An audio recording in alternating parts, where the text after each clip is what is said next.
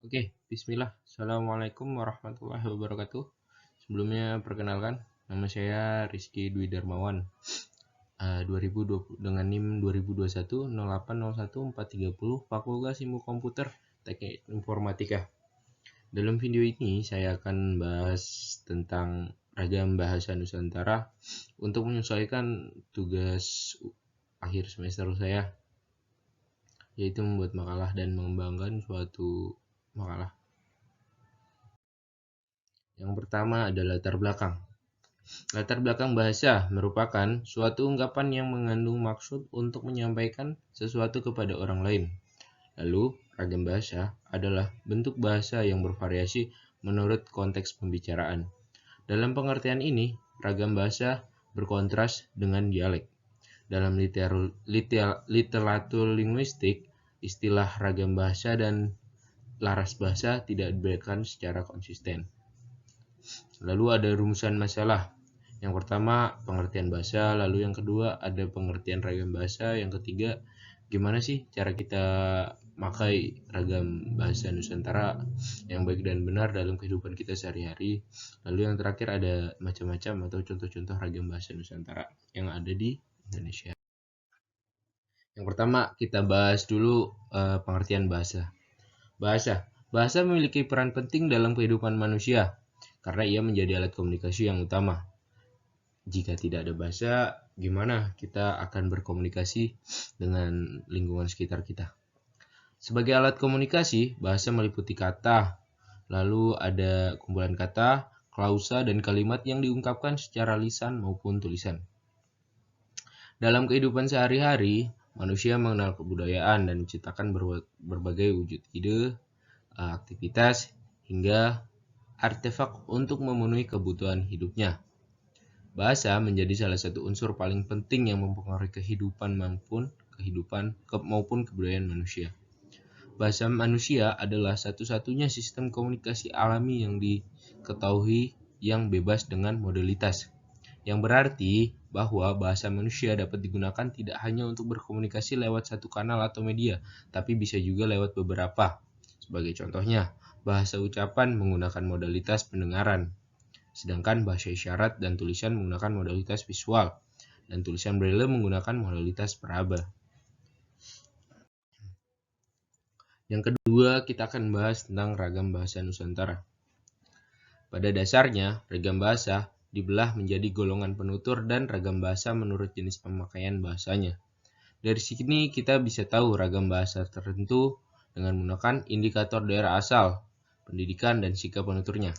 Seperti contoh ragam bahasa dengan penutur menggunakan indikator daerah asal itu contoh yang paling sering kita jumpai itu seperti ada orang Indonesia dari bagian timur, lalu ada orang Indonesia bagian Jawa Tengah, seperti Tegal, segala macam dengan bahasa yang kental.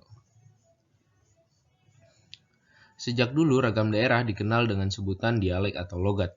Bahasa apapun yang tersebar secara luas dinamai sebagai logat. Masing-masing dapat dipahami secara timbal balik oleh penutupnya, paling tidak oleh penutur dialek yang wilayahnya berdekatan. Misalnya, masyarakat daerah Probolinggo, Jawa Timur.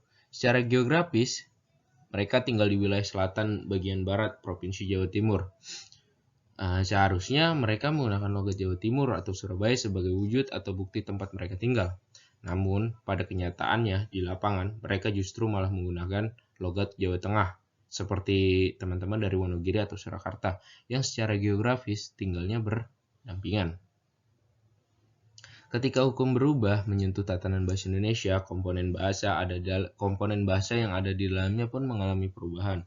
Luasnya wilayah pemakaian bahasa dan beragamnya penutur bahasa mustahil akan terhindar dari segala perubahan yang akan terjadi. Logat daerah merupakan aspek kebahasaan yang paling didominasi oleh masalah tata bunyi. Secara kuantitatif, logat bahasa yang ada di Indonesia sangat bergantung pada kemampuan kita dalam mengidentifikasi bentuk bunyi bahasa dan seluruh negeri. Tingkat kemahiran yang mewujudkan berbagai ragam bahasa yang sama terasa atau intisarinya bersamanya dalam suatu uraian yang berbeda-beda. Lambat laun, cara pandangan penutur bahasa Indonesia terhadap penutur beraksen kedaerahan semakin terbuka. Meskipun demikian, masih ada beberapa orang masyarakat yang belum bisa menyenangi atau paling tidak menerima penutur beraksen kedaerahan. Alangkah baiknya kita sebagai golongan masyarakat yang berpendidikan, yang belajar akan tentang penuturan tentang kebahasaan, saling menerima kelebihan dan kekurangan dari teman-teman kita, serta berlapang dada dan berusaha memberikan yang terbaik untuk orang di sekitar. Lalu yang ketiga, kita akan membahas bagaimana sih cara memakai atau menggunakan ragam bahasa yang baik dan benar dalam kehidupan sehari-hari. Dalam sosial linguistik, diglosia adalah situasi di mana dua ragam bahasa yang berbeda diucapkan dalam komunitas bahasa yang sama. Diglosia dwibahasa adalah jenis diglosia di mana satu ragam bahasa digunakan untuk menulis dan satu lagi untuk berbicara. Pada situasi non-diglosia, di mana ada ragam baku dan non-baku. Ragam baku dan dialek regional ada batas antara ragam baku dan ragam non-baku. Dalam situasi diglosia, ragam bahasa rendah tetap dianggap baku. Situasi diglosia dapat pula kita jumpai dengan adanya tingkat-tingkat bahasa daerah di Indonesia, contohnya adalah bahasa Jawa. Dalam bahasa ini, bahasa Jawa, kita mengenal adanya bahasa Ngoko, Krama, dan Krama Inggil. Ketiganya mempunyai ukuran baku masing-masing dan diakui oleh masyarakat pemakainya. Konsep diglosia juga disampaikan oleh Ferguson tentang penutur bahasa yang kadang-kadang memakai ragam bahasa tertentu untuk situasi tertentu.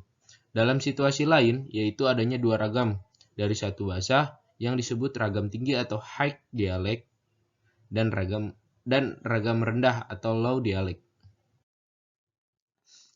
Nah, yang terakhir kita akan bahas macam-macam ragam bahasa Nusantara.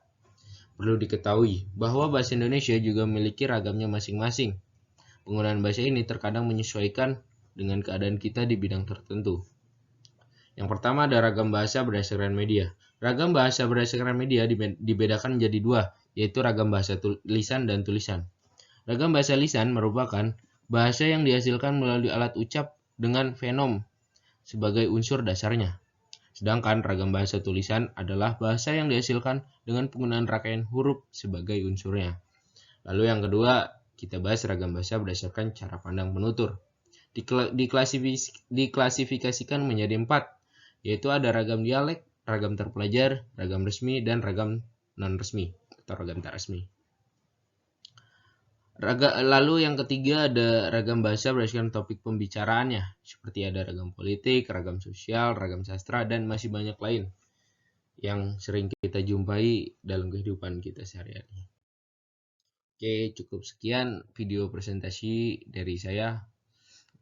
Mohon jika ada pertanyaan disampaikan di kolom komen. Kurang lebihnya mohon maaf. Wabillahi taufiq wal hidayah. Wassalamualaikum warahmatullahi wabarakatuh.